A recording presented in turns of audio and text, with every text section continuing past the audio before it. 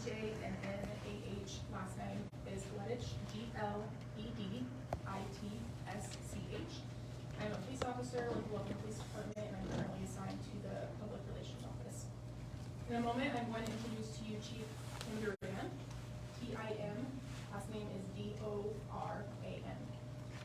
Chief Duran will be available to answer a few questions after the news release is over. However, please understand that because the suspects involved in this case are juveniles and the investigation is still ongoing, we're going to be very limited to the amount of details that we're able to share today. I also want to please acknowledge that we do have a lot of loved ones in the room from our victim, Naz. They've had a very, very rough and trying couple of weeks, and while we're very grateful to have them here, we just want to please respect their privacy. If they so choose to come up and speak, then we will welcome them with open arms, but if they do not feel inclined to say anything, we're asking that you please do not ask them any questions, and please try to keep your cameras off of them. Thank you. Chief.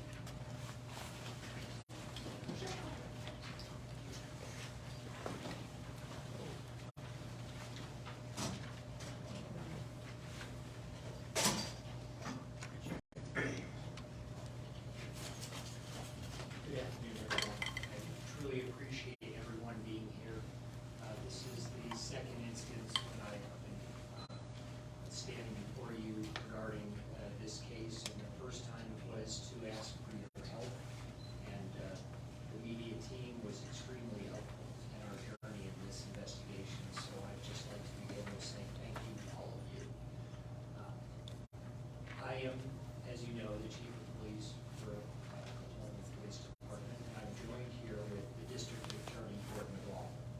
Gordon is the lead of the investigations of the prosecution team.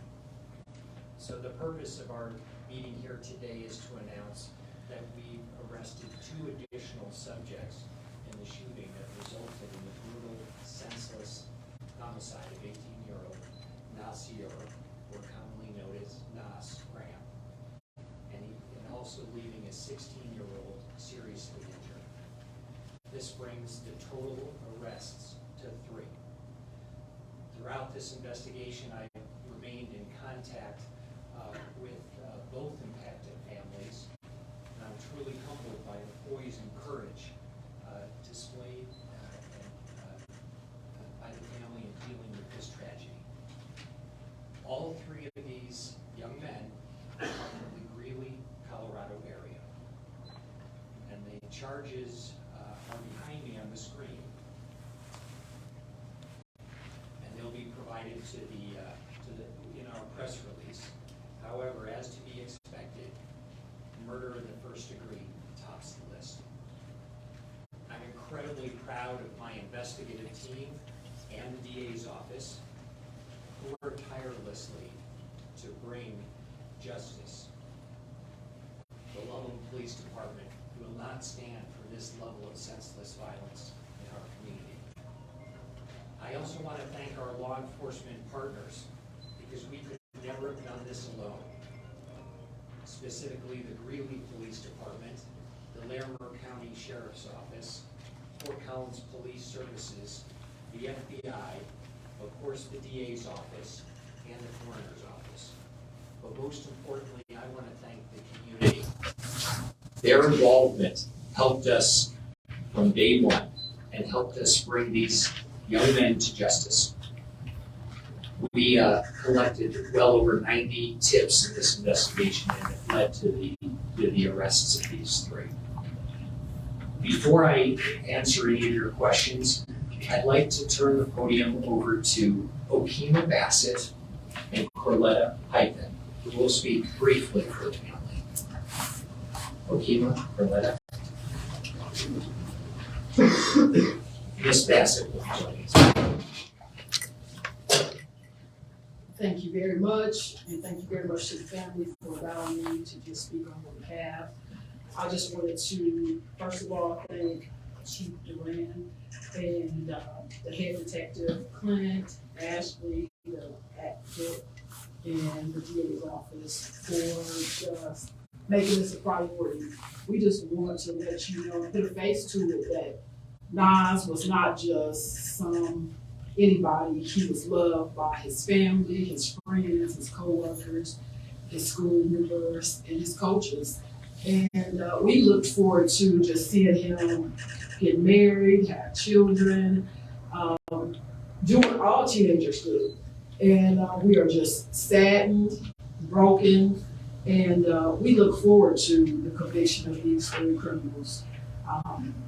We'll see you at court, and that's really all I have to say. My biggest concern is the loss. This just didn't just touch this family. This touches families all over the United States, the world. This goes deeper than anything. Bills need to be changed, laws need to be changed. We need not have it, we can carry our arms. We need not to say it's okay to buy a gun when you have a criminal background. It's not okay to have a 3-day or you have ghost guns on the streets. It just seems like minority crimes are just so fluctuated and not cared more about. But I was very impressed with my friend, because Nas was my friend. And I'm so irritated right now. But these are the laws that we have into space that are not helping our children. Social media, games that kill people on the ongoing because money is being made. Violence sells, sex sells. But our kids are ones that are suffering and dying behind this. When does it stop? And it needs to stop now. Go to your representatives, go to your senators, go to your mayors, go to anybody that can change laws. No, do it at your own house. Stop it. Put the games down, Instagram, TikTok, Facebook. Put it down. Let the village be there. Let your neighbor be your friend. This has to stop. That's all I have to say. Thank you.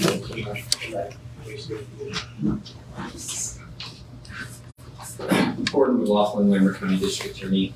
I first want to acknowledge what a terrible tragedy this was for the family of Nas as well as for the entire Loveland community.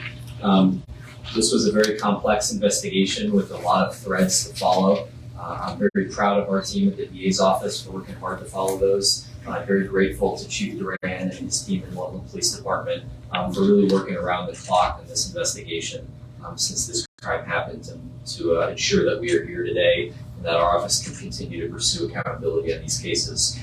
We have charged 2 of the 3 individuals so far. Charges on the 3rd will be pending in the next few days. I will reiterate those are allegations at this point, and unless and until proven guilty. This was understandably incredibly worrying for the Loveland community given the nature of this crime. You will be working diligently in coordination with the family to pursue these cases in the criminal justice system, make sure that there is accountability. In the meantime, it is nice to be here today with Loveland Police and the family to at least let everyone know that the significant arrests have been made, and we do believe the community is safe at this point. Thank you. I can now take any questions. Yes. We first want to just apologize and say that we're so sorry for your loss, and thank you for letting us announce this update. You had said there's a lot of threads in this case, and we see the ages of these 3 people arrested in such a very gruesome, horrendous crime. What was the connection? Is there one between the victim and these 3 people? We're not aware of any specific link that had the suspects and victim. So it was random, senseless murder. I'll echo what Nicole said. Thank you for letting us be here, and our hearts go out to you and your families. If you could talk a little bit about their ages. I mean, 15 years old. Did they have guns? How did they get those guns? What stands out obviously that a young man is dead, but 3 15-year-olds are now charged. So certainly by Colorado law, 15 qualifies as juvenile. So I'm limited to what I can say in terms of the details pertaining to them. I can tell you that we feel are both weapons in our custody, as well as the white truck that the community so diligently helped us find. And when you say random, you mean truly random? They just found Nas and killed him? Well, I can't speak to any of the statements that they've given us thus far, but there is no indication that they purposefully left their homes in Greeley specifically to come to that complex, that apartment complex, to find a specific individual. So when I say random, I mean I don't think it was deliberate when they left their home that evening. This may be a question for both you and Gordon, I'm not sure which, but is it anticipated that the identities of these three young men is going to be announced? Obviously, this is a very, very serious crime. So is that anticipated at this time?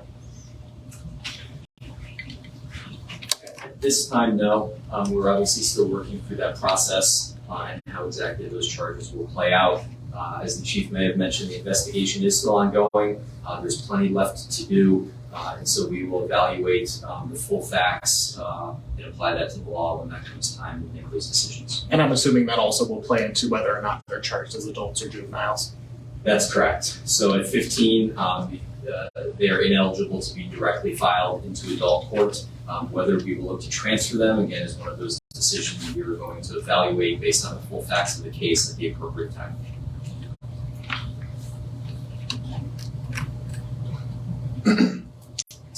Well, one of the give people a chance as well.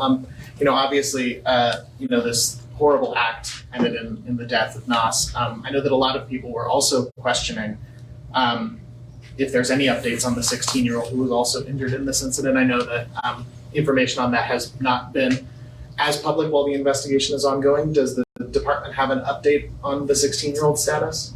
So he is recovering at home as we speak. I've had the great fortune of meeting him and his family as well. And so he is not in any life-threatening situation. The question will be, how long will it take for him to truly heal? And I think you have to take that into account, that this young man will be traumatized for the rest of his life. And were you able to find these suspects through the community identifying the car? I know you kind of talked on that, if you don't mind expanding. Well, it was a combination of working with our law enforcement partners, the community tips, and our detective team running down every possible lead there was in the case. It was a convergence of a lot of hard work, and we're truly pleased to say that was done very quickly in this particular case. Certainly not quick enough, but we're happy to say that there's not a danger to the Loveland community right now, because the three individuals that are involved are in custody, and we do not feel that there's a risk anymore. I don't know if you can answer this, but are these three 15-year-olds, have they been in, do you know about them? Have you met them before? Have they been in trouble before with the law? As they're from Greeley, I have not personally met any of them. As juveniles, we are very limited as to what we can share in terms of their background. Is it known at this point whether or not Nas and the 16-year-old were connected in any way, or was that also sort of a random element of this? It was a very random element of this evening. I do know that the 16-year-old did know who Nas was, and it broke his heart to learn the news. Well, thank you again, everyone, for this. You were a true help in this. The community was a true help, and the family was certainly a blessing. Thank you.